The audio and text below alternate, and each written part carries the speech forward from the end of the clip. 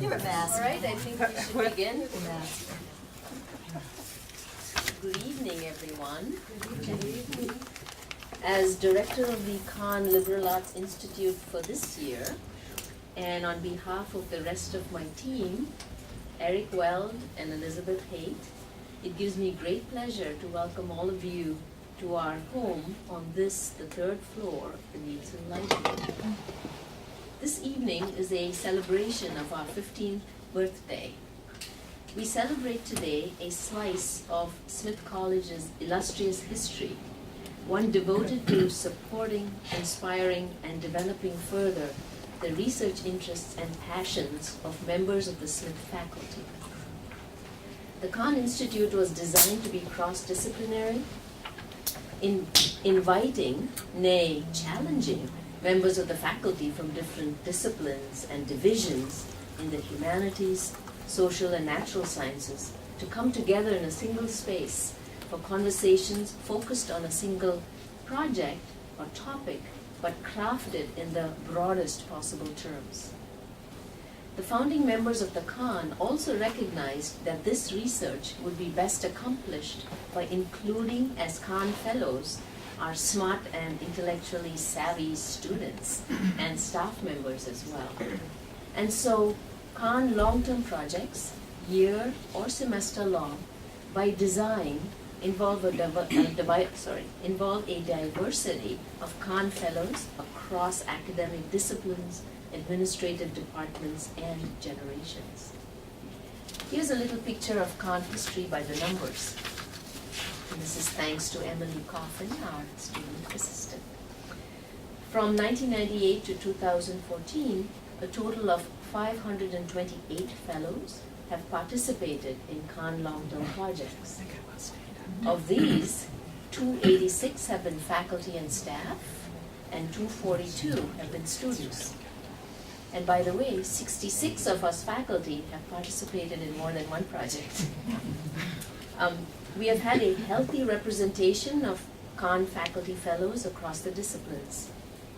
Faculty members from Div 1, the humanities, and Div 3, the sciences, have participated in Kahn projects to an extent that almost exactly represents their proportion of the faculty at large.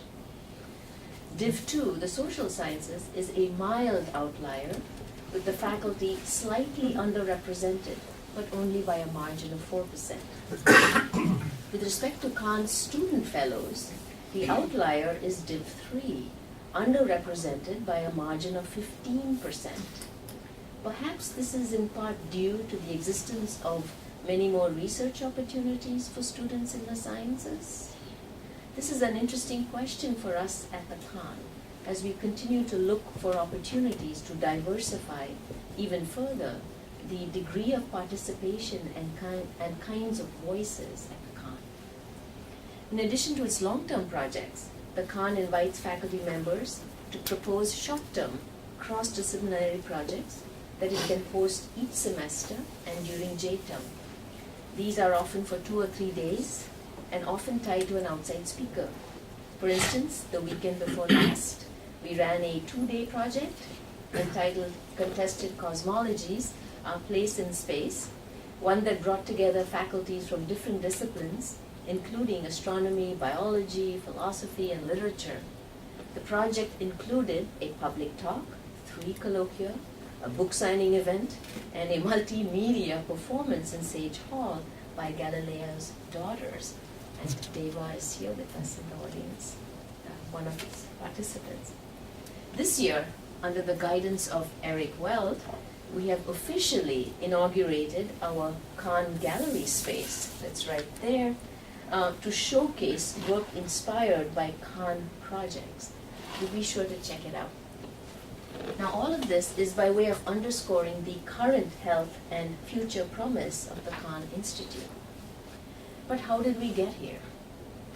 And how has the Kahn Institute mattered? And how might it best continue to matter to the intellectual life of Smith's faculty, students, and staff? For an answer to those questions, who better to turn to than its 3 faculty directors? whose terms have run from the Institute's inception to the present day. Marjorie Seneschal, Professor Emeritus of Mathematics from 1998 to 2005. Rick Fantasia, Professor of Sociology from 2005 to 2011. And Rosetta Cohen, Professor of Education and Child Study from 2011 to the present day. They have each been invited to reflect in turn for 10 minutes on the topic, the possibility of the liberal arts, as it relates to their respective experiences, crafting in chronological sequence this unique liberal arts institute at Smith College. Please join me in welcoming them.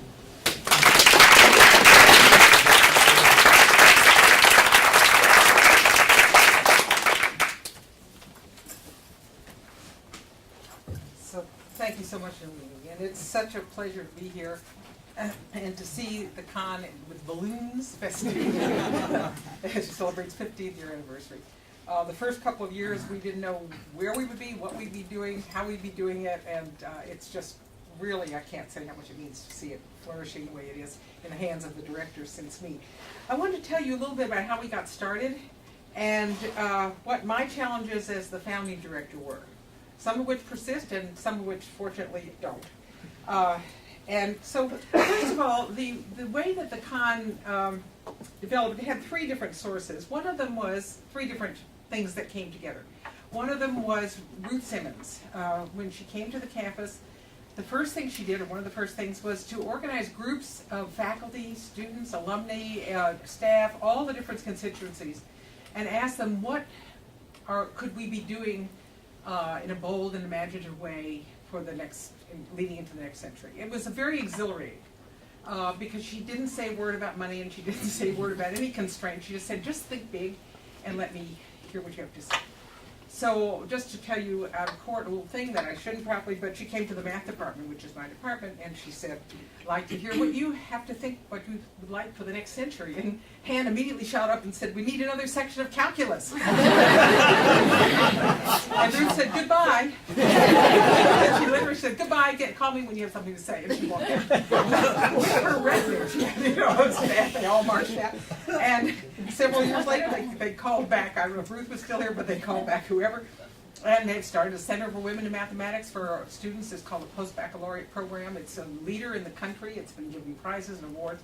So, I mean, she did something by walking out like that. And, so among the things that came out of these groups were the Poetry Center. I'm not sure if how the engineering program was related to that, but somewhat. And the other was the Kahn Institute, and several others too. But this was the one I was involved in.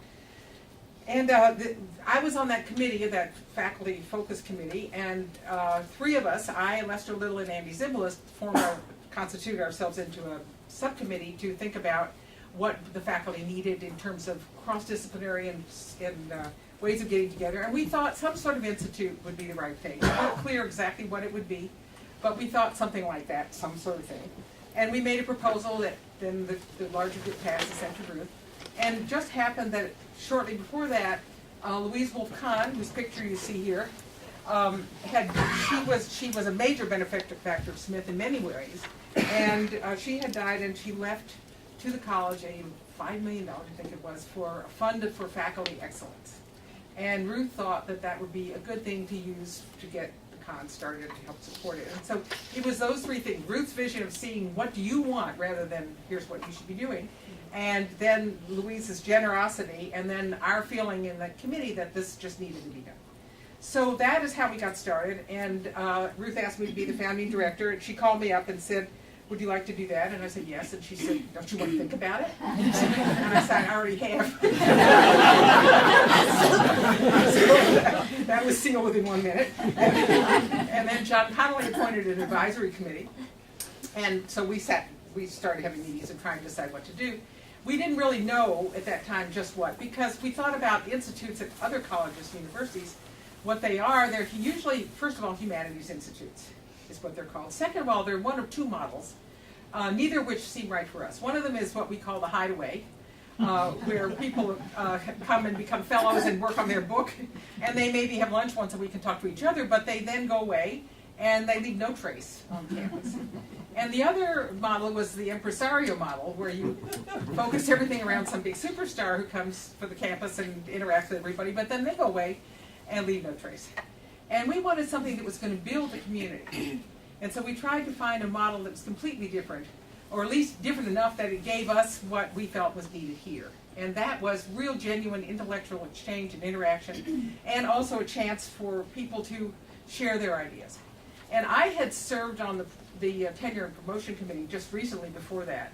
And two things struck me on that committee.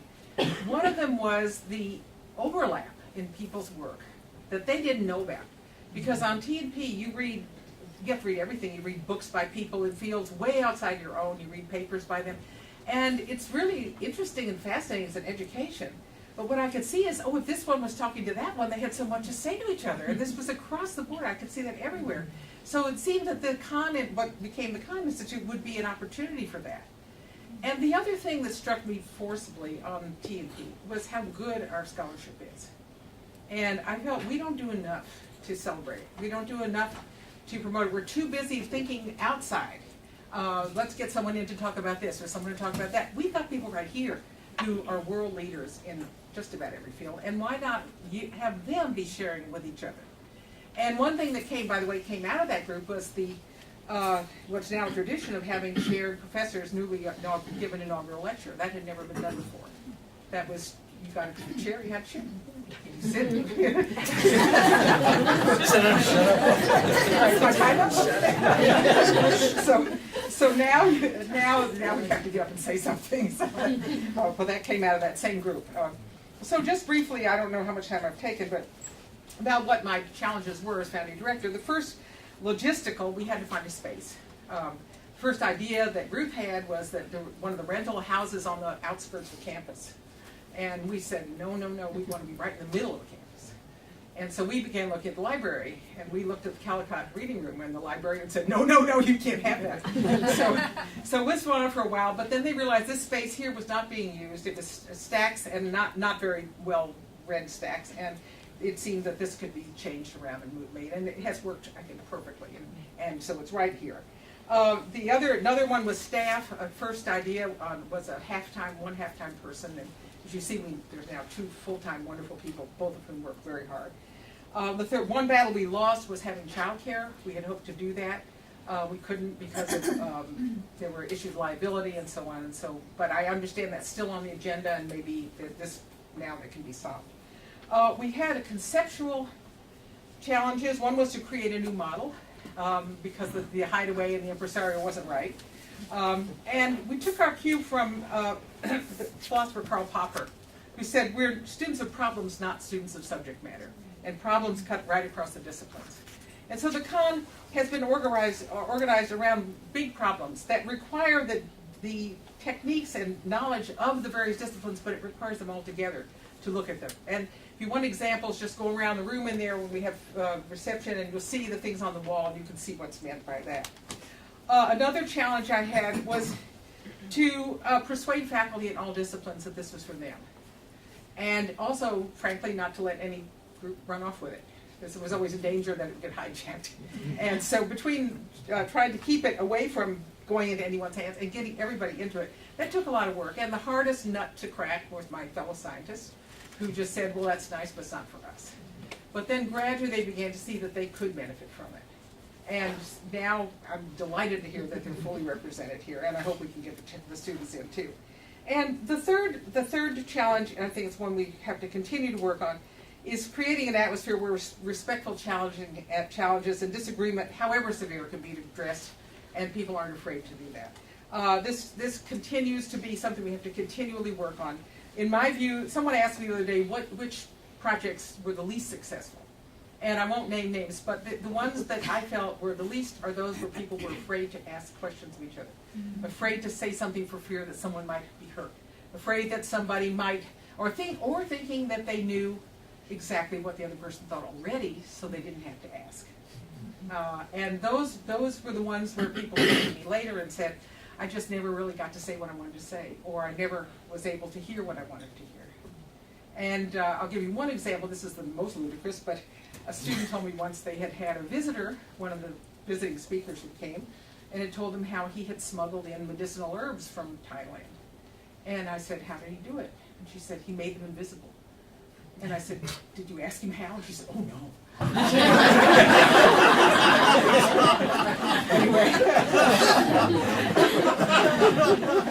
I'll just close with saying that, my fantasies, I'd love to see a curriculum organized around great problems. I went to the University of Chicago and I studied great books, and I love that.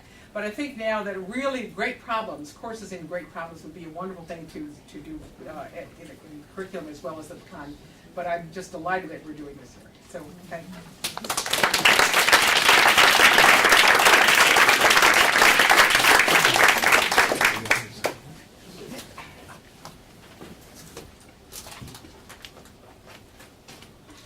Evening.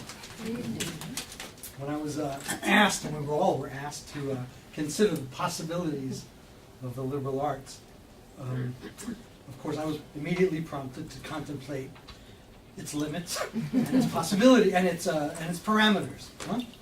Not just to be contrary, but because it's often worth thinking about the things that are not acknowledged or talked about. And so I want to spend a few minutes talking about the things that are never talked about. In important ways, the Kahn Institute is the perfect embodiment of the liberal arts. As an institutional presence in the form of a kind of academy of liberal arts within a liberal arts college, and that is institutionally, but also as an intellectual stance, the unrestricted search for knowledge and truth unfettered by either disciplinary parochialisms or economic interests. I believe this about the Kahn Institute, and in the years I was director, I tried to promote it and tried to represent it in these terms. Speaking to individuals and groups and faculty like this, speaking to the advisory board, in some public presentations, and in some written materials, I drew upon points and examples that seemed to exemplify what was best about the Kahn Institute, of the magic that was performed as students were turned into scholars, and the faculty, that is, real scholars, were turned into students again, as they engaged the scholarship of those from other disciplines. It has an almost infantilizing process. And of the Kahn Institute as a kind of preserve of the idea and ideal of a lively intellectual life, where the exhilaration of breaking down intellectual walls and of discovery drew many of us to be scholars in the first place. At the time, I called it a kind of academia in aspic. These were stock points that I used and I would make, but they seemed also to encapsulate what I thought was best about the Kahn Institute. Never mind that I had never actually been in a year-long Kahn project. As a member of the advisory committee and as director, I learned to uphold and advance a certain, quote, model of what Kahn projects do, or I thought that they did, or I could tease out from those participating what they did, at least when they did it well. As director, I was charged with representing the Kahn Institute, but as a sociologist, I knew better than to take myself at face value. That is, as director, I had a responsibility and a stake in representing the Kahn Institute in its ideal form, whether or not that conformed to its actual everyday operation in practice, in a world in which, like all worlds, are contradictions and problems and screw-ups. As a sociologist, I knew that social life, including institutions like this or any other, and their representations are not the same thing. But I restrained myself from full critical assessment, temporarily thereby suspending my sociological imagination, which tends to be uncharacteristic of me in almost every other realm of my life. I'm a real pain in the ass. Social critic. I know that. It's hard to see sometimes beyond the criticisms that I've been trained to look for. I say this not to engage, though, in somehow self-flagellation for having kind of represented the Institute in a false way. Not at all. It was my responsibility to represent the Institute, and I did it appropriately and as well as I could. But still, it violated to a degree my responsibility as a social scientist to tell all of the truth of the social world and not just to tell about the good bits. I raise this as a tiny, small, and perhaps insignificant instance of the effects of what I would call, and others I guess have called, or I know some people who called it this, the academic unconscious. A hindrance, I would argue, to the practice of the liberal arts. I see academic unconscious as the effects of largely unspoken pressures and determinations that bear down on the academic world, motivating us in ways that can go unrecognized or beyond our conscious awareness, yet exert real effects and real influence on us. That is, these processes that are operating in the world, these pressures that predispose us towards certain decisions and judgments, including intellectual judgments, and away from others, making, in a sense, certain ways of thinking unthinkable. I use this term to get at, and I've been thinking about this much more generally than just this in the last period, but I use it to get at the ways that the structures of academic institutions get incorporated or inscribed in our mental structures, thereby making it difficult to perceive the full range of factors that influence and motivate us. I include myself in all of this. In other words, there are social determinations that bear down on us, impeding our ability to be reflexive about our intellectual decisions and our motivations.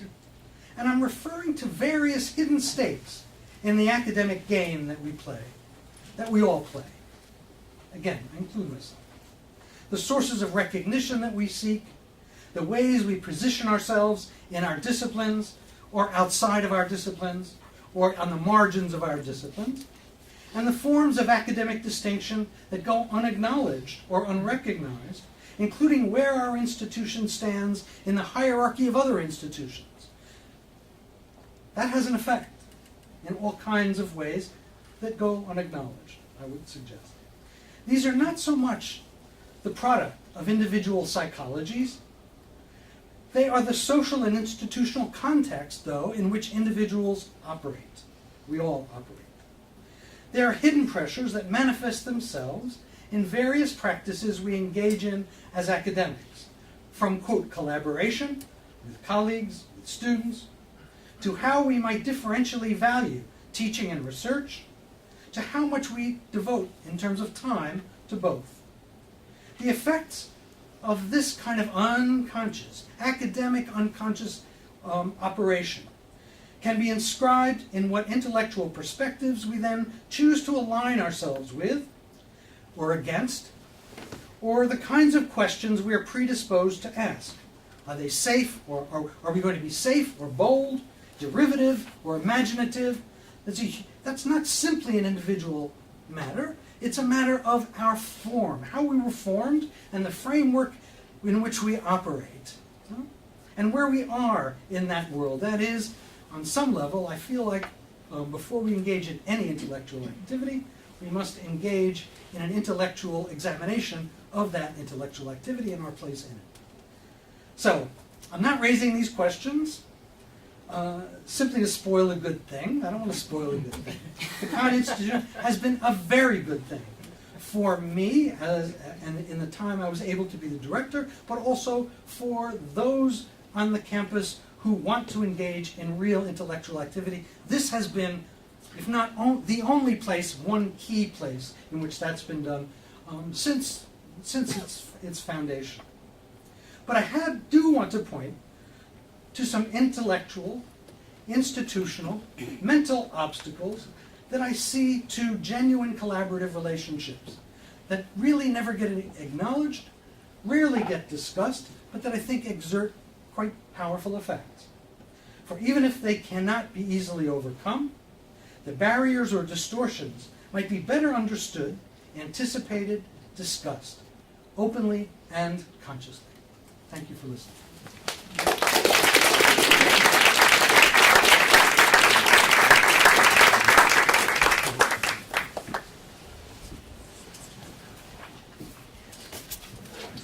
Hello, everyone. Thank you for coming. In the spirit of the Kahn, I'm going to talk about something very broad and grand.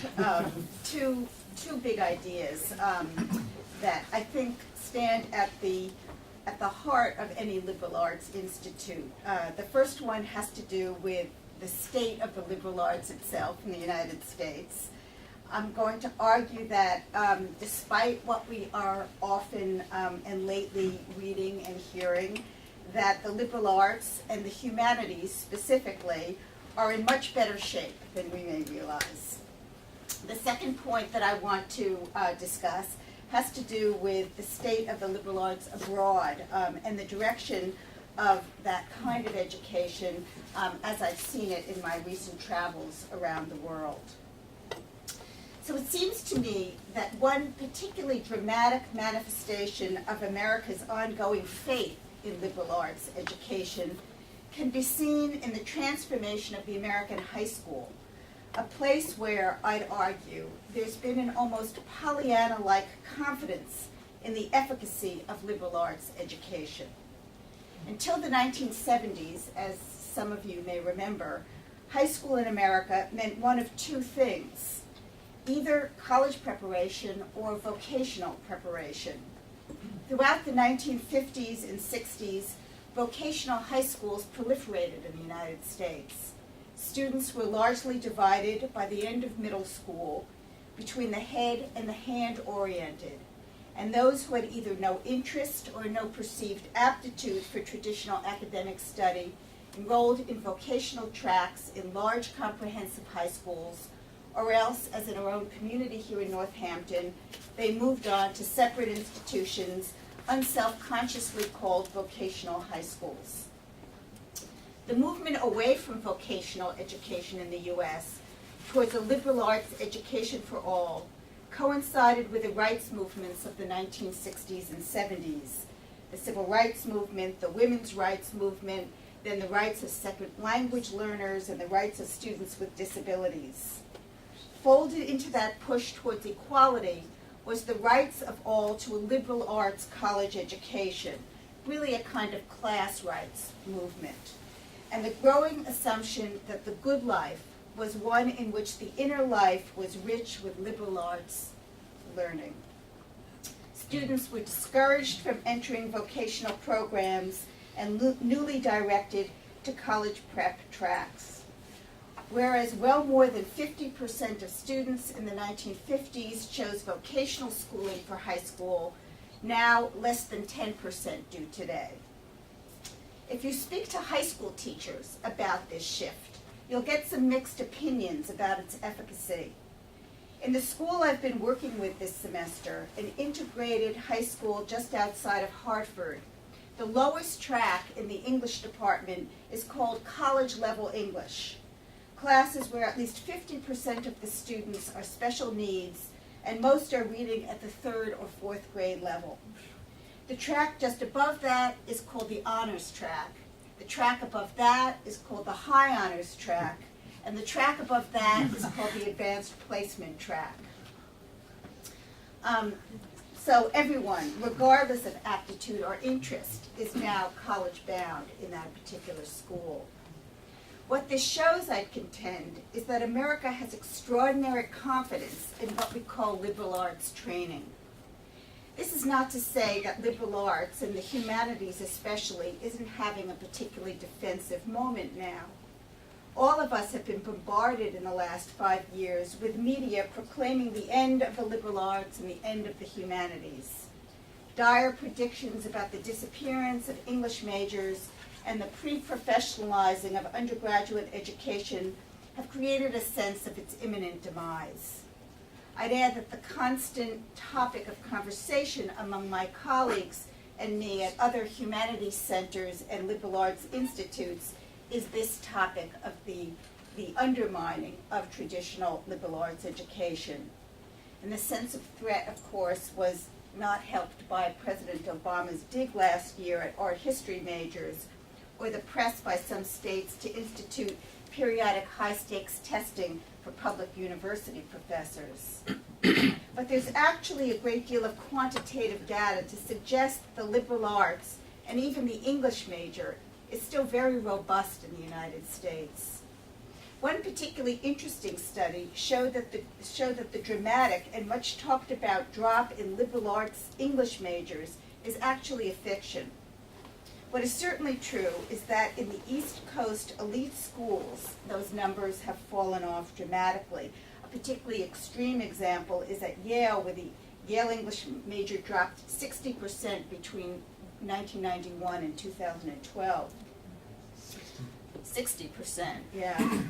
But at schools nationwide, the number of students majoring in the softest humanities, in English, foreign languages and literatures, the arts, has held remarkably steady over the last 2 decades, hovering between 9.8% and 10.6% of total bachelor's degrees awarded.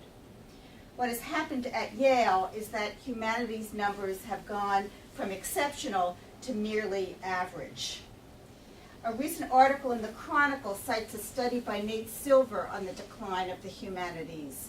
Silver found that, and I'm quoting here, the relative decline of majors like English is modest when accounting for the increased propensity of Americans to go to college.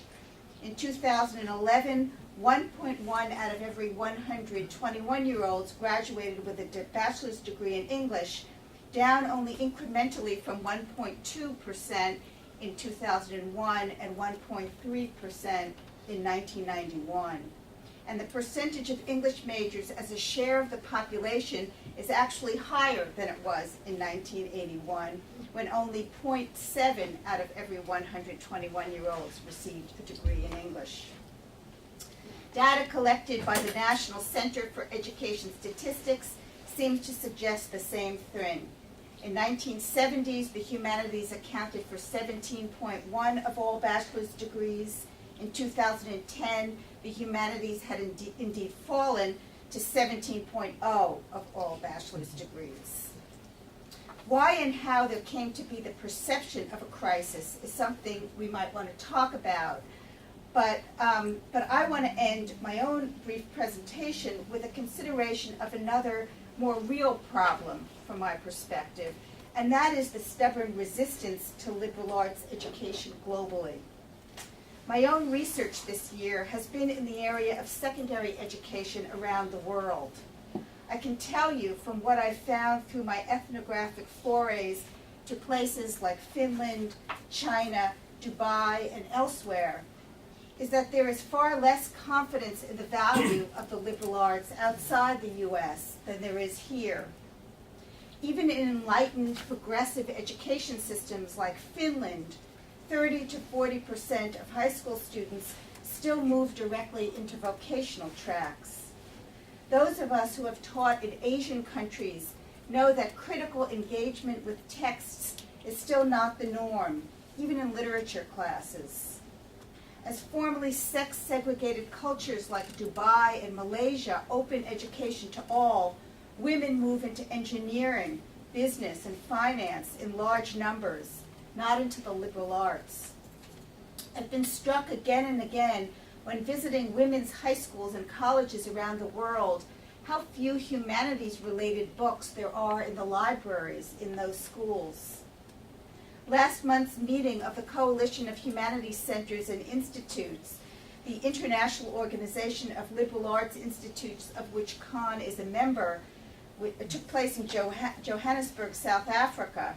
American center directors who attended that meeting reported back to us that all everybody spoke about was the lack of support for liberal arts education in so-called emerging democracies.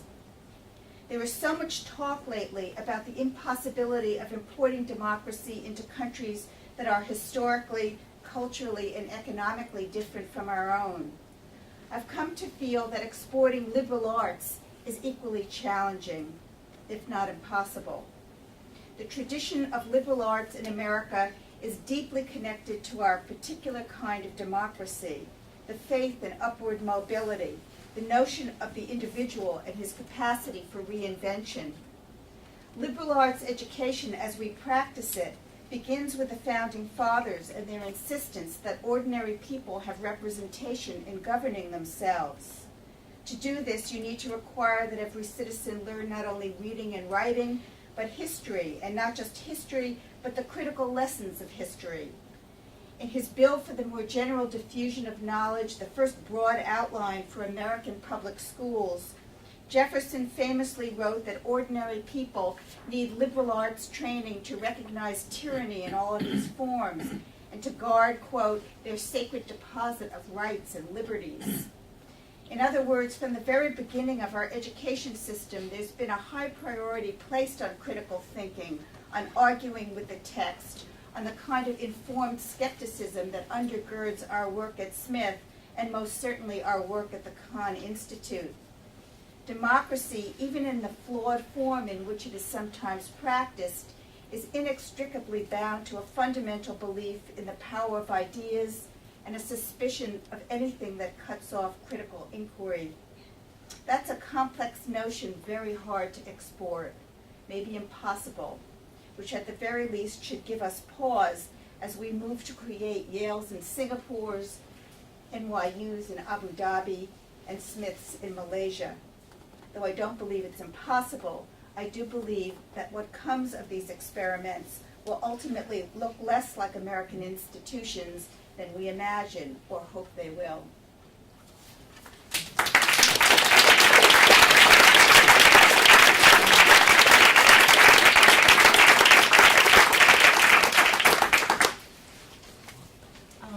Time for questions from the audience for our panelists on anything. Yeah. Rick, that was a great talk. It was very abstract. Can you give some actual examples from Kahn? No, I wouldn't do it from Kahn Project with actual people, but Well, but I mean, I'm all in agreement in general, but it's a very in general statement. Can you?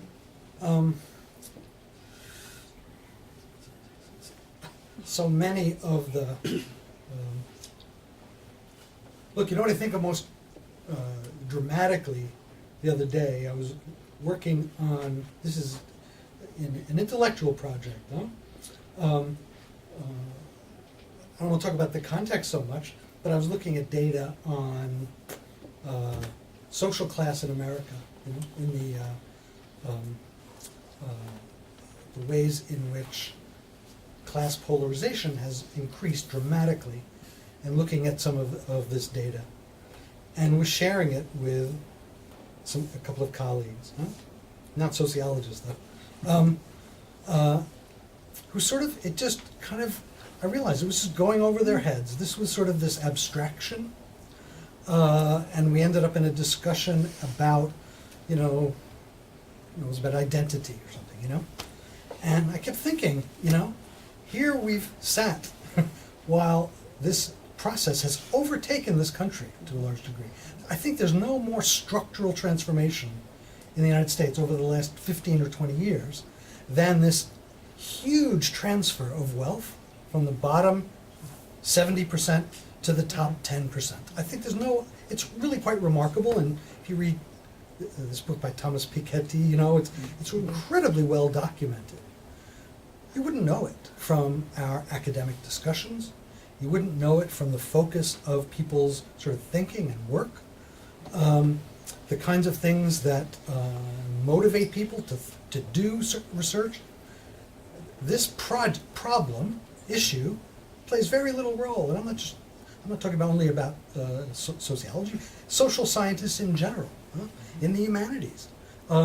It doesn't seem to be present at all.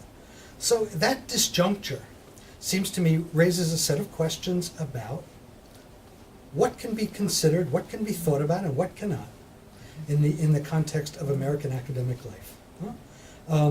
What happens when one raises that set of questions when one does not have tenure? What happens when, I know when I mention it in any context, the immediate thought, and people have said to me, what a Marxist. Now, I can take that. And I have tenure. But here's this process of class polarization. One could demonstrate comparatively across nations, the United States has become the most unequal of the advanced capitalist societies. But we have no words to name it. We have no words, there's essentially no language of class to conceptualize it, to frame it. And I think there's a huge process of filtering that goes on to sort of avoid it.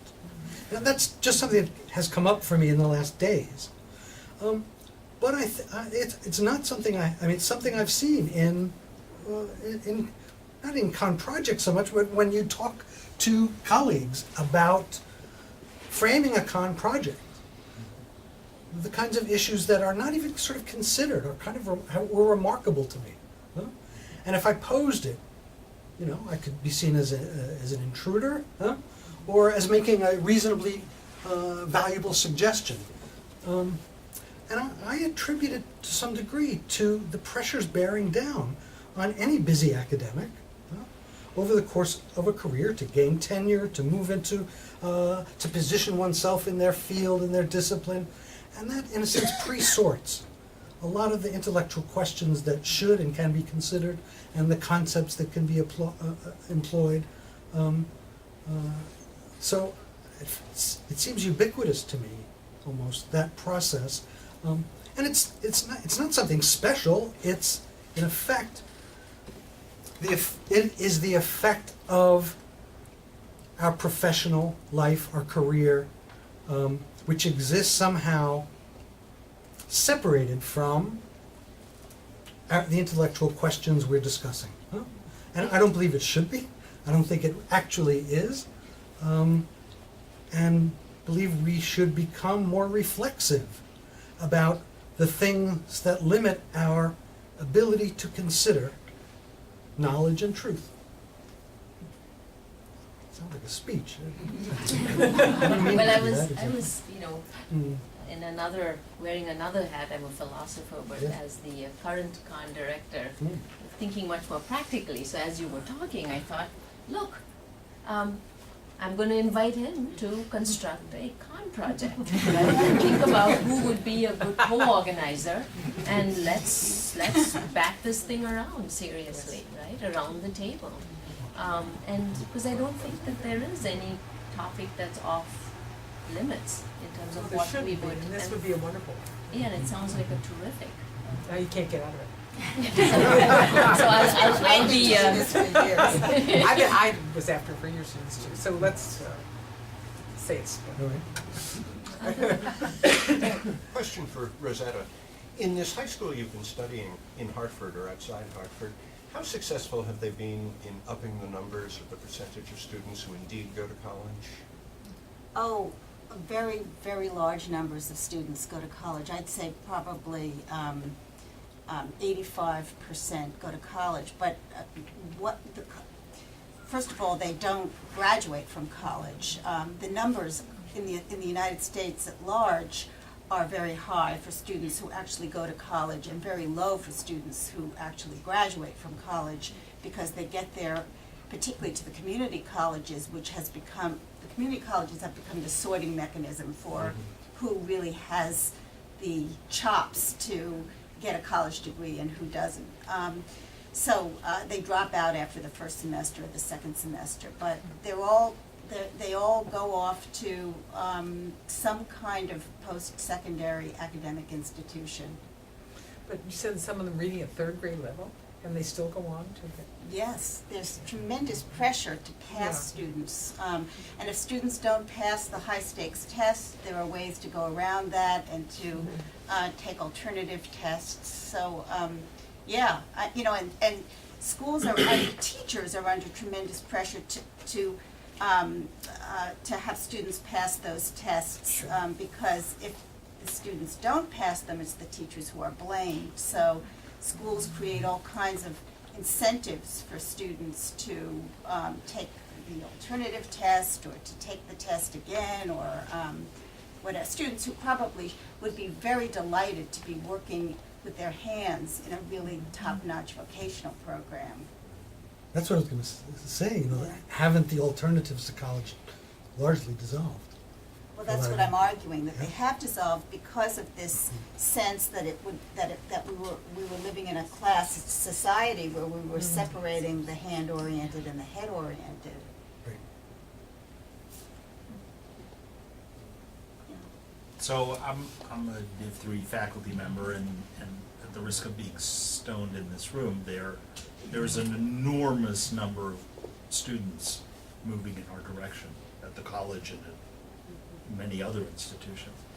And we've been trying to understand a little bit what that's about. You mean away from the humanities Yeah, and into the or, sciences? or, yeah, I would say that's primarily where they're coming from, right? But in trying to understand that, I've had some interesting conversations with students, both first-generation students and foreign students, who basically said to me, you know, my folks do not understand why they would pay this kind of money for me to do something that isn't, you know, directly and obviously practical, whatever that means. And I'm wondering this, and I think this is a question for all three of you, how you think as Kahn directors, what is the reply to that? Because that's not, I understand that sentiment and I understand where it's coming from. But addressing it, and particularly addressing it early, meaning in their first year, is important, or they're simply never gonna consider doing anything other than being in biology or being an engineer. Let me just say a word to that, because what you say that parents say is exactly what my father told me. And he said, you can read that stuff yourself. He said, I'm paying tuition, you're gonna study this. What saved me, I mean, I did become a mathematician, yes, but still. It's better than what he had in mind. But what saved me were the requirements at my school. And I still feel that the college is really derelict in not having, it's a support for students to have requirements, whether the distribution requirements or the particular things. You help the student by doing it. And the idea that the student should be able to judge when they come in what they want to do, and we shouldn't tell them they do this or that, is really not understanding who they are and where they're coming from and the pressures on them. And I think it shouldn't take the old-fashioned form of you got to take English 101 and then Math 101, but some form in which they are expected really to spread themselves out and take things across the curriculum. I think do them a favor, and it's also a way of their saying to their parents. And I've counseled, advised students here, immigrant students particularly, whose parents are just like my father, and if we could just say to them, sorry, she's got to, there's nothing we can do about it, I'm awfully sorry, I totally understand how you feel, but it really, really is a help. And I think the college should look at this again. I think it's a disservice not to.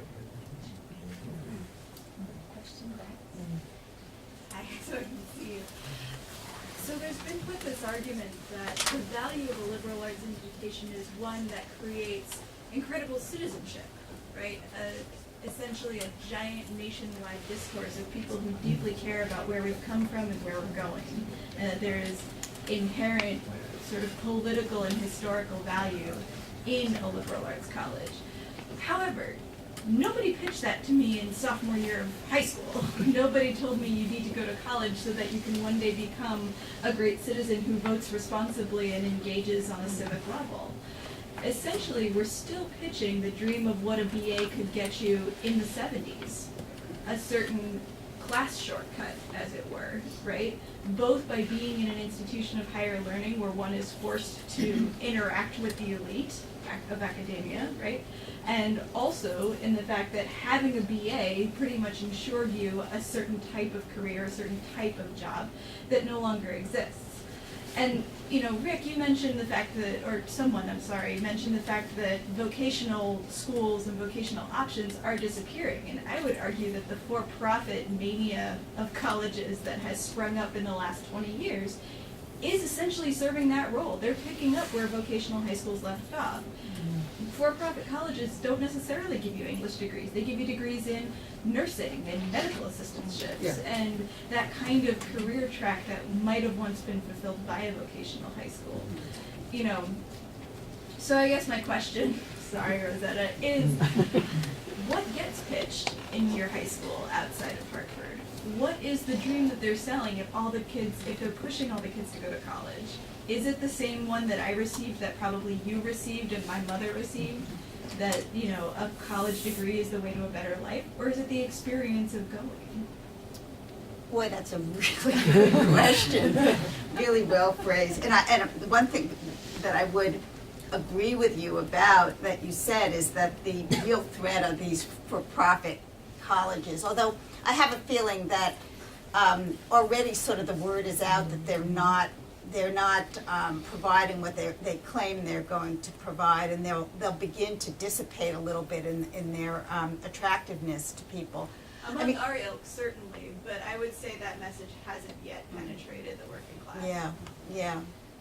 But as far as your other point goes, what is the message that's being sent out in high schools about the value of a college education? Boy, that was so well stated. I don't know is the answer. I mean, I know what the teachers that I know believe and communicate to their students, but they represent probably a very rarefied population of the teachers overall. And I think that one of the things that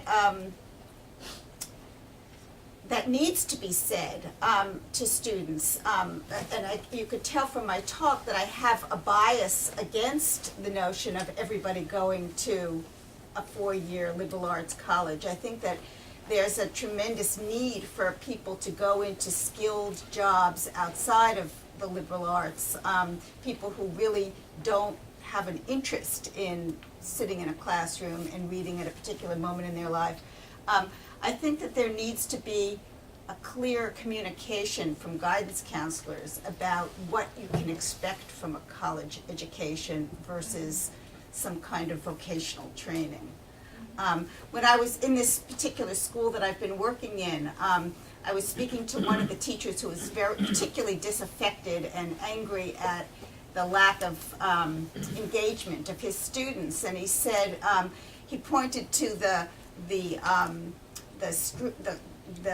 houses across the street, and he said every single one of these houses is going to need to have its roof replaced in the next 5 to 10 years, and yet when you try and call up a roofer to get an appointment for a roof, it's really hard to find somebody who's going to come to the house and be available to do that work. And I think it's because we are discouraging people from going into the kinds of jobs that are actually needed in this country, because we've got this bias. I don't think I actually answered your question, but Well, you answered that you don't know what the teachers are pitching, which Yeah. was my original question, which helps. Plenty to talk about. Well, we are out of time actually, so I suggest we continue our conversations around food and drink and thank our panelists.